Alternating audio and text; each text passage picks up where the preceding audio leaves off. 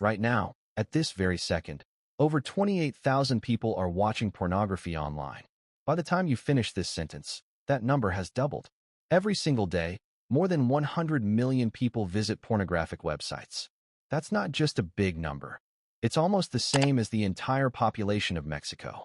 Imagine every single citizen of that country logging in daily to the same escape.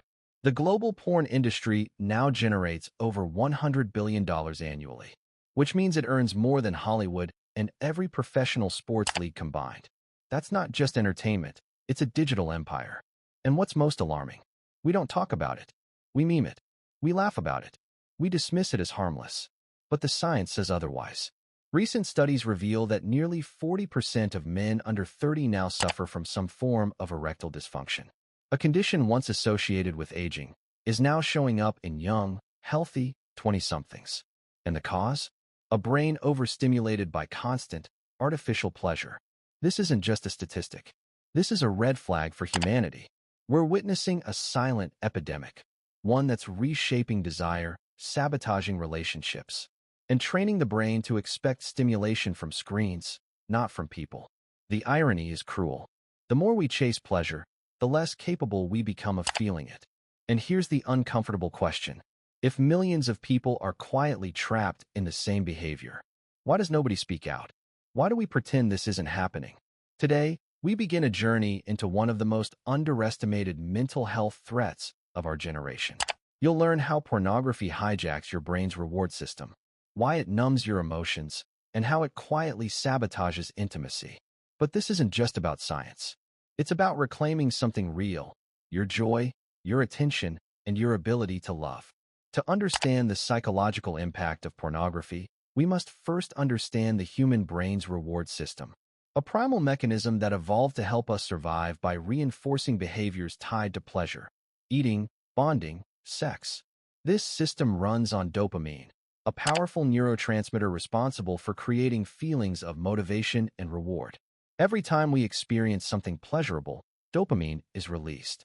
But here's the catch. The brain doesn't distinguish between natural pleasure and artificial, hyperstimulated pleasure. A peer-reviewed study published in Frontiers in Human Neuroscience revealed something chilling. Pornography stimulates the brain's reward system far more intensely than natural experiences like real intimacy or conversation. The result? A flood of dopamine so strong, the brain begins to recalibrate itself. Over time, this leads to desensitization. Pleasure becomes harder to access. What once excited now feels dull. The brain, overwhelmed by artificial peaks, raises the bar for what counts as rewarding. This is why frequent porn users often seek increasingly extreme or novel content, just to feel something. But the cost is devastating. According to a peer-reviewed study in the Journal of Sexual Medicine, regular porn consumption is directly linked to increased symptoms of anxiety, depression, and social isolation. Not speculation, scientific confirmation. What begins as a private habit becomes a public prison. And this is not just about emotion. A groundbreaking study at the University of Cambridge discovered that the brains of compulsive porn users show structural changes strikingly similar to those of drug addicts, especially cocaine. The same region, the nucleus accumbens, which processes reward, is altered. Tolerance increases, and the need for higher stimulation becomes constant. Meanwhile, oxytocin and vasopressin, hormones responsible for emotional bonding, begin to drop. A study from the University of Montreal found that men who consume pornography frequently have significantly lower levels of these hormones, which may explain why they struggle to form deep connections with real partners. So what does this all mean? It means pornography is not just a habit. It's a neurological reshaping of how we feel joy, love, and intimacy. It's a rewiring of your emotional architecture. And most disturbingly, it often happens without you even noticing. As Nietzsche once said, "That which does not kill me makes me stronger." While overcoming pornography addiction is far from easy, the very struggle can strengthen the brain and enrich one's life with deeper meaning. Behind every click, every scroll, every secret tab, there lies not just lust, but longing. Pornography is not merely about pleasure. It's about the illusion of connection. It's about trying to fill a void that few dare to name. Loneliness, insecurity, and a desperate craving for something permanent in an impermanent world. French existentialist Jean-Paul Sartre once said, "Desire is lack of being." We don't crave because we are full. We crave because something in us feels missing. And the more we chase that feeling, the more we become lost in a cycle of unsatisfaction. From a philosophical perspective, pornography is a mirror of modern desire. It reflects our relationship with the insatiable, the illusory, and at times, the self-destructive forces within us. Porn, in this sense, becomes a mirror of modern life, a shortcut to intimacy that skips vulnerability, love, and real human presence. It is, at its core, a performance of closeness, without the risk of rejection, without the work of relationship. Take, for example, the young professional who spends 10 hours a day at a screen. Alone, stressed, isolated. Porn becomes his reward, his relief, his ritual. But over time, it also becomes his cage. As Arthur Schopenhauer argued, the pleasure of satisfying a desire is only the beginning of a new desire. Desire doesn't end with fulfillment, it amplifies. That's why porn users often escalate to more extreme content, not because they want to, but because their brain is numb to anything else. This endless cycle of stimulation and emptiness is not just neurological, it's philosophical. It's a symptom of a deeper existential hunger. A hunger for meaning, for love, for presence. Buddha offers a powerful insight here. From craving springs sorrow. He believed suffering arises from attachment and insatiable desire. When we chase pleasure without awareness, we feed a fire that never ends. Porn, then, becomes not just an addiction of the body, but a spiritual distraction. It removes us from the present moment. It replaces connection with consumption. It sells an illusion of intimacy while keeping us emotionally starved. But there is another way. The Greek philosopher Epicurus taught that real pleasure does not lie in excess, but in simplicity. Do not spoil what you have by desiring what you have not. He believed that true happiness came not from adding more, but from appreciating what already is. In a world of endless scrolling and infinite choice, this is a radical idea. What if fulfillment isn't out there, in pixels or fantasies, but in silence, in stillness, in the real world? So what now? After understanding the neurological traps and the philosophical illusions, one crucial question remains. Can we heal from this? The answer, backed by science, is yes. The human brain, though wounded by overstimulation, possesses a remarkable gift. Neuroplasticity, the brain's ability to rewire itself through intentional action.